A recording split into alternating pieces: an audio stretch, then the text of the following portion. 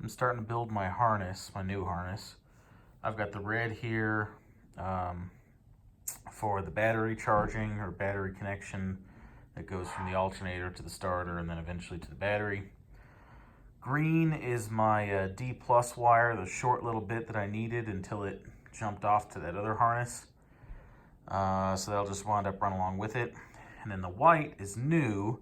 That's going to be my W wire for a future tack. That'll run back with the red until it needs to split off at a different point. And then I've got a whole bunch of service loop all coiled up because it needs to go into the dash and run it somewhere, and I have way more than I need there. I'll just leave that coiled up for now.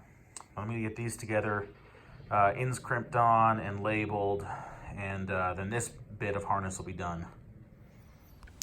I got the first two prepped and just hanging out here to cool. I have my other labels all printed up, so I'll heat shrink those on. These two will wind up doubled up over here, so I'll go ahead and work on my next couple of wires. Alright, these are all buttoned up, tightened down. So I've got my two power wires, D plus, and the new W. So right into the bundle. Then we got some heat shrink that stops here. This is where that D plus split out and went to the other harness. There's all my massive amounts of extra. Now I've got this. I got to prep this end, which goes down at the starter, and then get the wire wrap that goes around it there. Alright, so this end's all taken care of. I've got my heat shrink on, my red heat shrink coming around, and we'll go down to the starter and get bolted down there. I have my service loop of W wire hanging out here. So this is all in place. I'm not going to heat shrink it because this is going to get routed around. And once it's in and routed around, it's going to get hot in the engine bay. It's going to heat shrink itself. So I'm going to put this in place, route it, zip tie it, put it where it needs to be.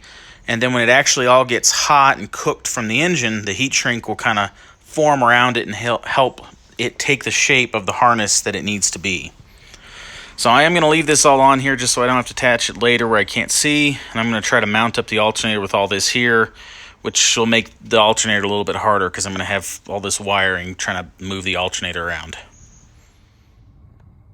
The new alternator is bolted in place on the two pivot bolts. I have a belt for it, which was a struggle. And the tensioner, when you push the alternator all the way over tight, the tensioner still got a little bit of ability to tighten down. So the belt size is real critical here. You need to get a longer belt, or I needed to get a longer belt, because this is such a big alternator that it couldn't swing over far enough. And as you can see, it's near the limit of its adjustment. So I could use a longer belt, but I'd run out of adjustment on the adjuster bar, and I'd have to cut a new one, which I could do. I could go plasma cut out a new bar and use a longer belt and get some more adjustment. I might still even do that someday. But for now, I found just the right belt size to use with this combination. This is my old belt. Looks like it says ETC 7939 on it. I guess that's a part number. Most belts are given by length.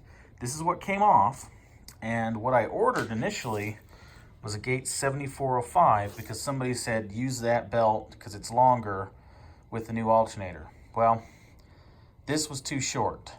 Because the alternator was so big and it couldn't turn far enough over without hitting the block, that was too short. So I went and I looked up the specs on these, and basically the number kind of tells you the length. So this is like an effective length of like 40.5. So I went and I looked up and I found this.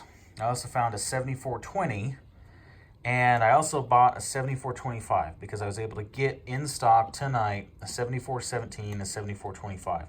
7425 was too long for that adjuster. 7417 seems to be just right.